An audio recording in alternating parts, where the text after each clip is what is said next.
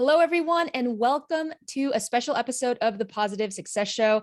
I have an awesome guest with me today. Her name is Paula Echeverri, and she is a serial entrepreneur and also the author of Emerge, which is a book about neuroscience and how to overcome challenges. Paula, welcome to the show. So great to have you here. Thank you for having me here, Dominique. It's a pleasure, and I always happy, to have to be in your podcast and to have this interview.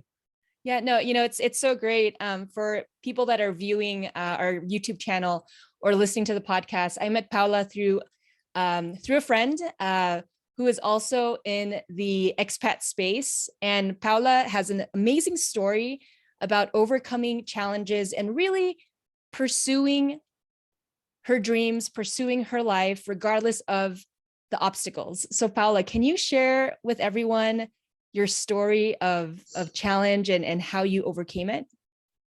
Yeah, everything was, I have a pretty good life. I was raised in Colombia with my, family in Colombia. And when I was older, I decided to move to the Bay Area. Well, actually, I was in Florida first, in the United States, and then I moved to Florida because to California because I met my husband.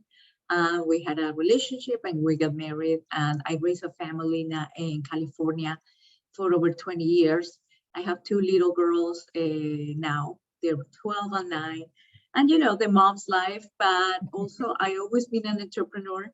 Since I was a little kid, I always like to do my own, stuff. I always like to have my own ideas. And I was raised like that. My mom is also, on her own, and she always works really hard. She's a warrior, like I said, because she always pushed really hard. And I had a great role model, with that. So when I was in the Bay Area, I started, it was great because I was at the peak of my career. That's when I met Nina, the person that invited, connect us, because Nina works with a lot of expats in the Bay Area. So of course I was an expat, and I started sharing my journey, my new app that I was raising money for. So that was really interesting until I started feeling some changes on me. My husband noticed that I couldn't hear so well when he was talking to me, and I wouldn't, turn to see him. And he's like, "Hey, I was talking to you. You were not listening to me. What's going on?" And I was like, "I don't know." So I went to a doctor, and actually he said, "You have a small hearing loss in one of your ears." And I was like, "Oh, really? This is weird because none of my family have any history of hearing loss." So, okay, I move on. I keep going with my life because it was small hearing loss, right? So I could live with that. But one day I just noticed, I woke up, my husband started talking to me, and I couldn't hear anything, like zero. From one day to another day, pretty much. It was just like that. I just lost it. My ears just gave up. I know it's funny now. I laugh about it because I like to take myself not so seriously, but it was really shocking. Of course, I was in a lot of stress in the first moment because I was like, "What's going on?" So I thought it was something that will pass. I said, "No, I'm gonna get my hearing back. Maybe there's something going on. I need to find out what's happening." I went to many doctors out there, and they all said, "We don't know what's going on. You're fine. We have all these tests. Your hearing is fine, and you're supposed to be fine. Your health is fine." So no doctors could give me an answer. So I still, try to keep going with my life the way I could, but it was really hard because there are not many things for hearing, people with hearing loss, for example. There are not many helps out there. There's nothing to help you really to do that when you're in a meeting, or when, things were so different from today. Then everyone has captions. It's trying to have captions everywhere for people like me, but by those times, that was years ago, there's nothing. So I pretty much couldn't communicate by phone or meetings. I couldn't go to any meetings because nobody was supporting captions that in that moment. So I lost a lot of stuff because of that. I had to lose it because there's no other way. Yeah. And I was really pissed. So, but I had to move on, of course.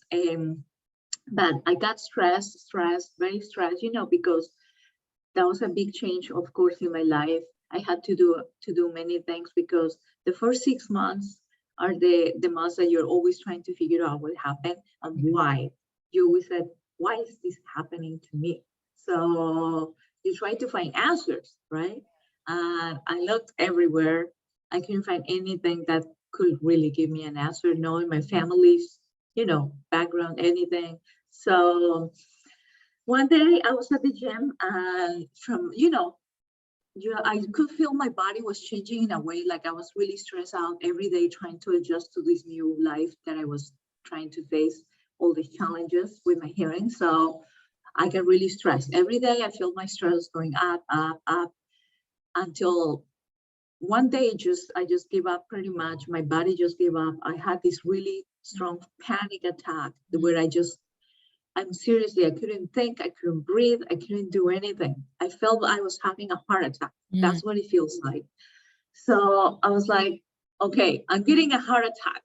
So I drove to my house, really fast, because my house was like 5 minutes away. I tried to drive as fast as I could, so to get to my husband, to tell him, there's something going on with me. Please take me to emergency room. I don't know what to do. So he took me, and the doctors, of course, as usual, it's nothing. Don't worry about it. No, your heart is fine. They check my heart. They check everything. It's just a panic attack. So you need to calm down. You need to relax. And I was like, they just gave me, something for calming myself. And I went back home, and I was like at my lowest. So I said, I started thinking, what am I doing right now? This is affecting not only my hearing, but it's also affecting my body now. So what am I doing to myself? I grew up in a family with my mom. She's been a warrior. I know she always overcomes all her problems and things. And I've been seeing that all my life. So I said, this is it. This is the moment where I need to stop. I need to move on. I need to move on from this. I need to make my life the way, I can do it right now. My hearing is not coming back from what I see. So I need to move on.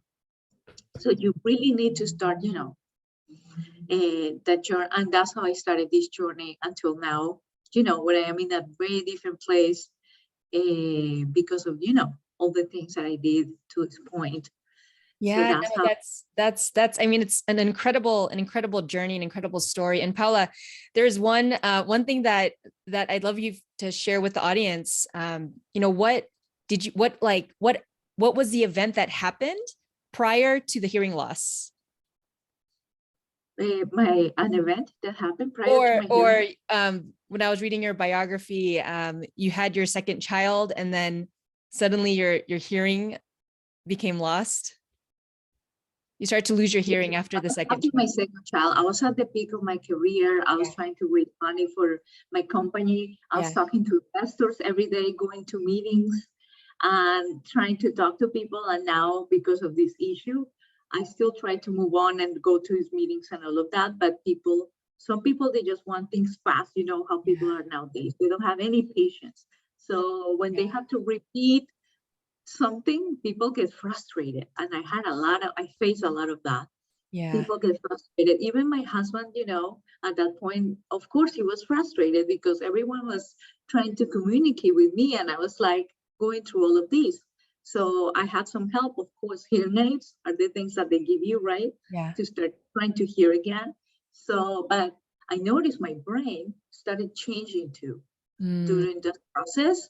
So my brain, when I was getting a message, for example, and I couldn't hear everything 100% of the message, my brain would try to put something and fill up the blank spaces with something, because our brain is always trying to give you a perception, a message from your surroundings. We live a sensory experience every day. Your ears, your sight, everything you do is a sensory experience. So I noticed a lot of changes because of that. But like you said, the event that happened before is that I was trying to raise money for my company. I was an entrepreneur. Yeah. Yeah, that was really, really hard. And it's very commendable, Paula, that you overcame the struggle. And for those listening or watching, you could be at the peak of your success, like raising a family, raising money for your for your new venture. And then something suddenly changes. And what are you going to do in order to overcome or move through that challenge? And so, Paula, you wrote a book called Emerge, and you've learned a lot about neuroscience and just, through your personal experience, how to overcome obstacles, especially, something as grave as, losing one of your senses. So can you share with the audience kind of what your ideas are and your strategy is for overcoming challenges?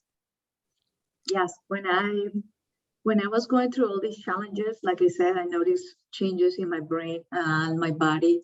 And I started looking around for answers. Mhm. I really wanted to know what was happening to me in that moment because I couldn't control my emotions. Mhm. I was in a cognitive, my cognitive, everything was blurred, I was living in a blurry time. Mhm. All I could see was just limiting beliefs, all these thoughts coming to my mind saying, you're not worthy now. Nobody's going to want to work with you. Your husband's going to leave you. Your kids are not going to like you, all of that. So I was living through that every day. And I noticed, I started researching when I saw something very interesting that is called the fight or flight response in your brain, in your body. So I started looking at that, and that's exactly what I had. When you are going through a fight or flight, it's a response from your brain and your body when you're trying to survive. And I was actually in that moment trying to survive through those emotions and feelings. It's a primal response from your brain. So I noticed I was living under that 24/7. And many people do to the, like that. They get triggered by so many, little things. And that leads to, depression, anxiety, panic attacks like I had. And also it changes your body, like it really affects your body. Your whole body starts changing just because you live like that, because it's a primal response that is supposed to last short time period, but when you leave it go for so long, the stress really affects your body, your organs, your, everything in your body. So when I started researching more about that I found many answers about how to control my emotions and what to do next to get to the best point, better point in my life now that I was going through those changes. So I started looking at the brain and I found all these things, of course, about neuroscience, how to control my emotions, brain chemicals, how to hack your brain chemicals in your, trying to be happier with the life that I was having. And I found a lot about, the brain and how gratitude works, it does, so many changes in yourself. Even if you're going through a challenging time, for example, you always can find something positive about your life and be grateful for that. And that actually helped me so much to overcome those limiting beliefs and bad thoughts that I had. For some reason, when I saw all those black clouds, like I call them in my book, come into my mind, I just started being grateful. I started thinking, all those things that made me happy in my life somehow. And for some reason, they just vanished, and they started vanishing away. And then I started working, just in going inside of me, peeling all those layers and going, changing the narrative of why was I thinking that I was having a limitation was bad.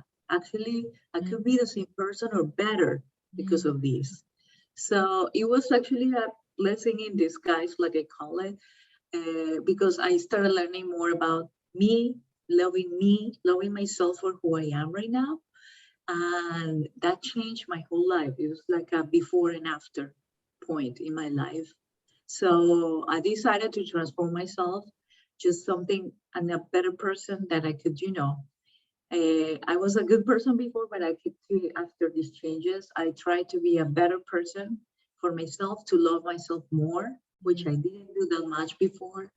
And I think that was the reason why I decided to write this book, because many people are not, they don't know, they're still stuck in that victim phase, and they stay there for years or pretty much their whole life, because you're just comfortable in that phase sometimes, because you get a lot of attention from people that in the long term is not good. It's not good to be a victim. You always have to move on and try to challenge yourself and, work every day and doing different things, because if you keep doing the same things and the same routine and all this, then your life's not going to change. You need to do changes, but you need motivation to do that. So I found that a lot in my book. I described the process that I went through. I try to make it easy for people to understand. So each chapter talks about a step of the process. And at the end of the chapter, you can see an interview with somebody. I have these 9 wonderful women who accepted to be in my book. And I gave them some questions, and they answered, based on their expertise. Some are coaches, some are psychologists, some are meditation and, yoga teachers, all these things. So I'm so happy to have them in my book, because that complements my journey, with their expertise. So, and you can also do practical things that I talk through a book to, to start healing, to start your healing journey. So that's what I did in this book. And my mission right now is try to help all those people who are in my shoes and help them through the journey. So great, and so inspirational, Paula. And you said so many things that I have questions about. I'm like, oh gosh, I'm writing my notes here. So, you were stating that you can train your brain to break the chemicals, to hack your brain, so you break up those emotions or those states of mind that create the black clouds. Yes, correct. And then you said that gratitude is very helpful and it works. Can you share what about gratitude shifts, like what happens in your brain and your body when you're showing gratitude? Because I think it's something that's so simple, and but there's science behind it. So I'd love for you to share what you know about that aspect. Yeah, gratitude is an amazing feeling, and there's many studies that show in neuroscience and Harvard, medicine and all these, that you can read them online, that shows that actually gratitude brings, releases all these chemicals in your brain that they make you happy. So, there's so many chemicals in your brain for different situations, that you can hack them to make your life better in a way. So I took advantage of that, because everybody's healing process is different. It's not the same. So for me, that worked, but I'm giving these tools to people to see what fits in their journey, but for me, imagining, for example, my kids, which is, when a hug from my kids, that's like the best for me, for example.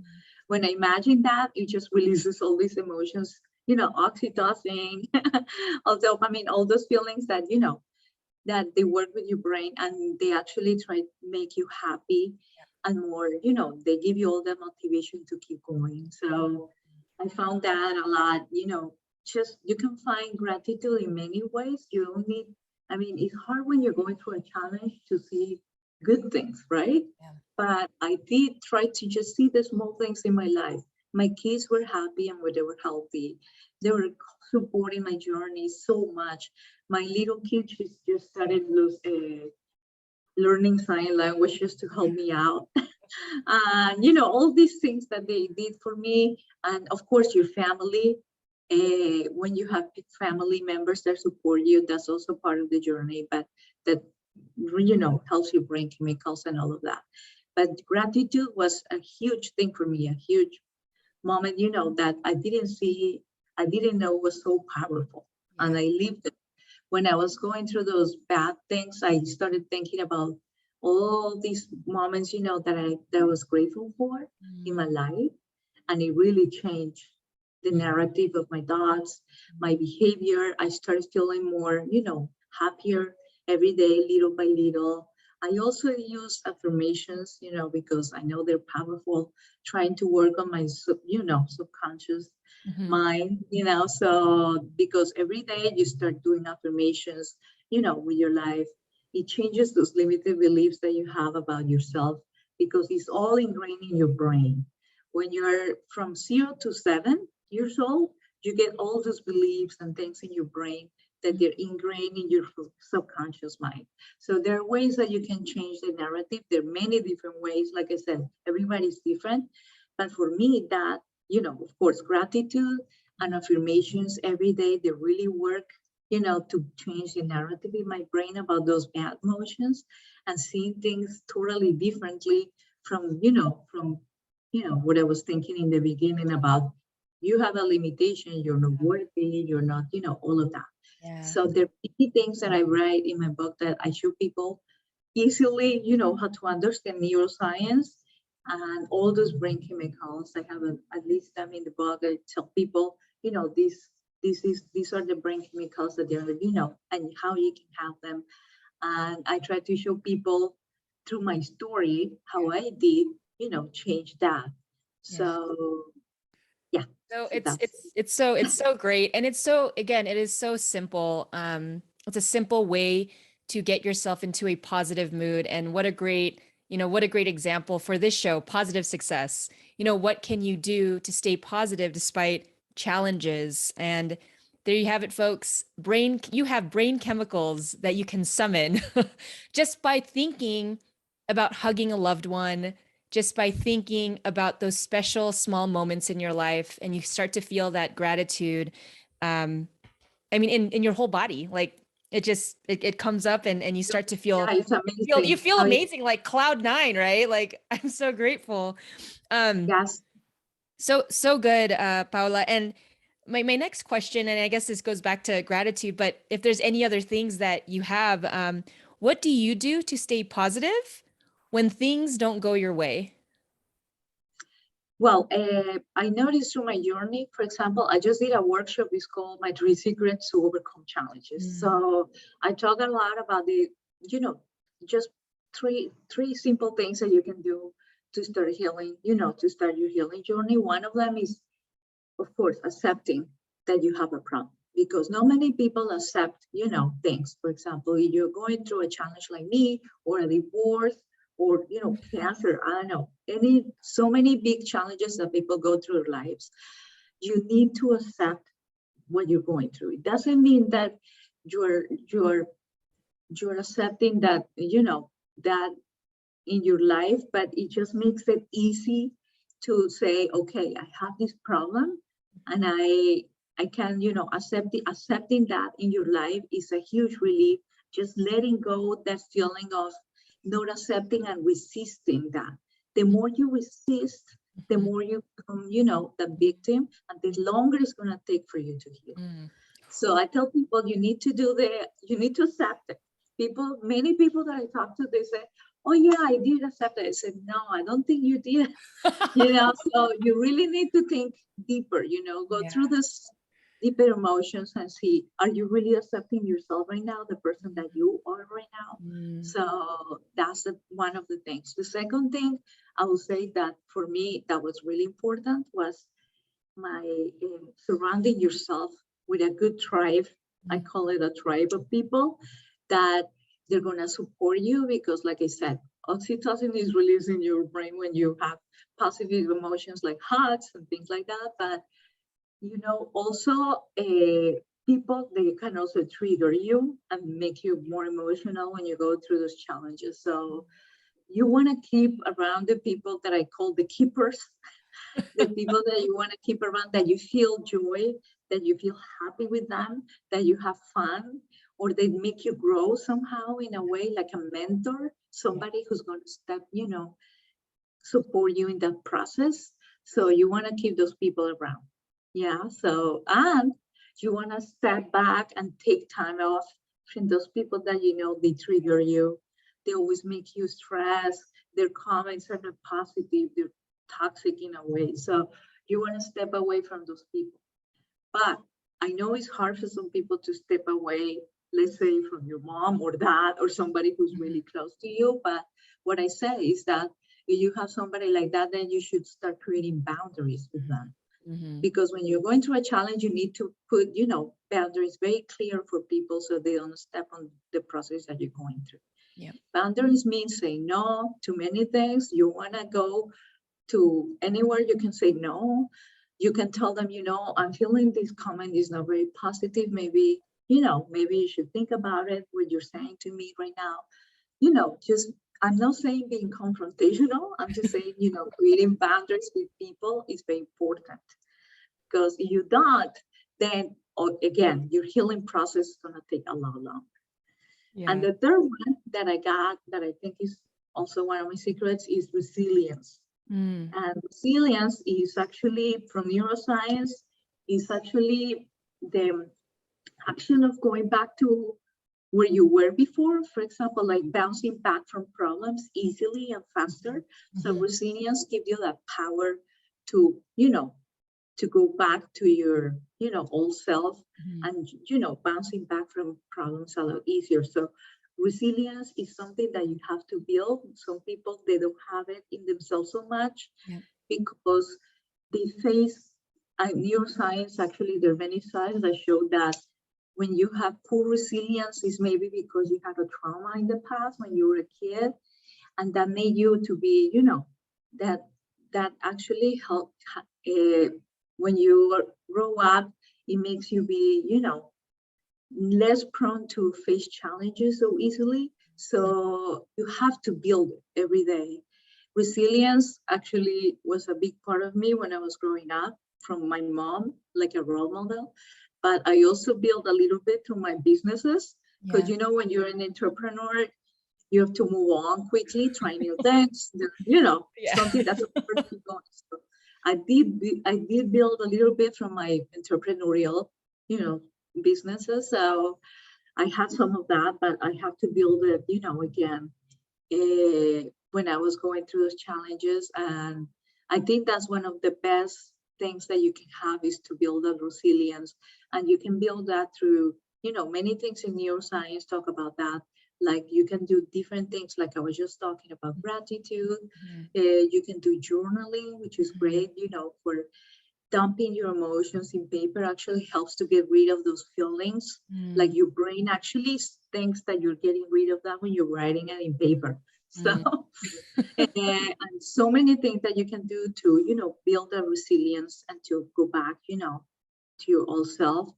You can also, through resilience, you can also go back and bounce back from challenges and start creating a new, like I did, a new person that I wanted to be from now on. So I took that moment from change and transformation to create a new person that was actually better from from before.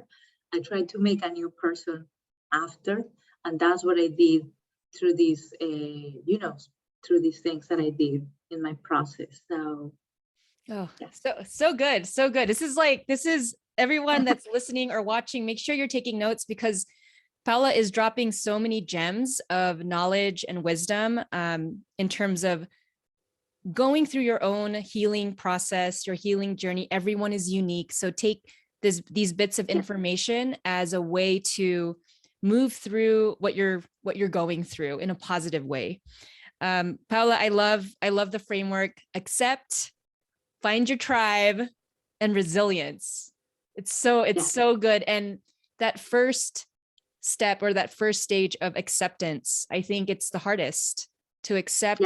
It's the hardest. Me, it was the hardest because I was used to be independent, the CEO, blah, blah, blah. So accepting that I had a disability, it was the first, the hardest thing for me to accept.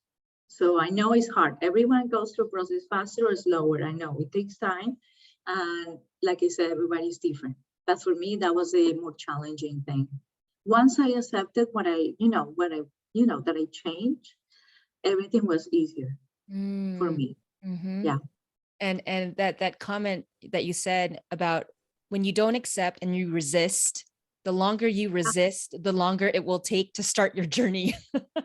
Because Yeah. you're stuck. You're like, ugh. Yes, I know many people who've been through journeys like that and they still stuck.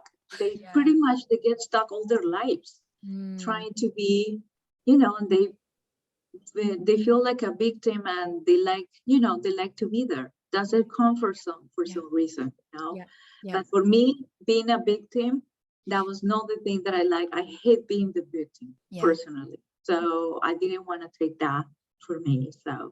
So inspiring, Paula. And Thank you. now I ask all my interviewees what their definition of success is. So I'd love to hear your definition.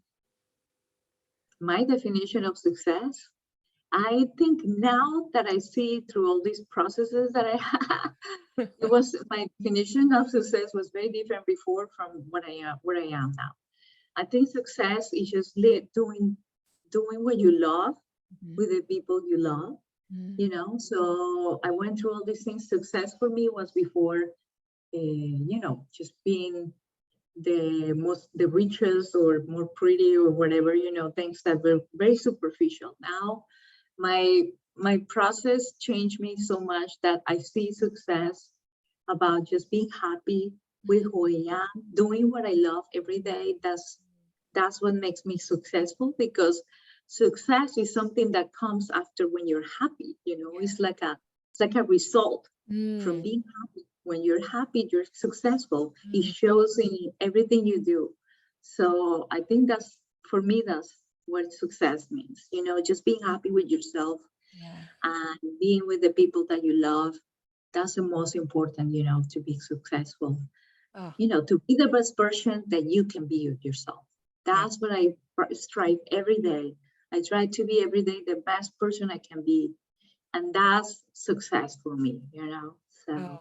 Such a beautiful definition. And I'm right there with you. Being a happy person and success is a result. I love that. I love that definition. And for those of you that are listening, watching, be inspired right now. Think about your own definition of success and how Paula's story can help you refine, what success means to you. It's such a pleasure, Paula, to have you here on the show. And can you let our listeners and our viewers know where to contact you, how to reach you? What are the best channels? Where do you hang out online? Yeah, I hang out in different channels. My main one is where I share more of my content and videos. Now I'm trying to grow my YouTube, but my IG is NeuroMomCEO. So you can find me through that IG in YouTube, Instagram, and Facebook. I also have a group in Facebook that I talk to people about, different things. And right now my book is on Amazon. I didn't say that, it's called Emerge. So you can search me there too. I am an author in Amazon right now. So, and my website, newmomceo.com, where you can go and see all my interviews, workshops, everything what I'm doing, that I want to keep going with neuroscience and with, also I am actually want to raise more awareness about hearing loss. And because many people, facing all these challenges like me, I feel that there needs to be more awareness about hearing loss and people, who are going through those challenges, because thankfully many things are changing now, like I said, with the captions and all of that, but there needs to be more, support, that supports people with my problems. So I really want to be an advocate for that. Awesome. So good. I'm getting chills, everybody, because Paula, it's so good. Like, you are so on point. You are so aligned. You are such a great inspiration for others, to keep going despite the challenges, despite, big changes in life, and knowing that through the hard stuff, you can transform yourself into a better person, a better version of yourself. Yes. All right, everyone. So you can connect with Paula again on Instagram, NeuroMomCEO. I'll have all of her links in the show notes. Paula, again, thank you so much for coming on the show. It's so wonderful to have you here. Thank you, Dominique. Thank you for having me. And I'm so happy to be here. Thank you, everyone. If you have any questions about what I just talked, let me know. I'll be happy to answer any questions. Awesome.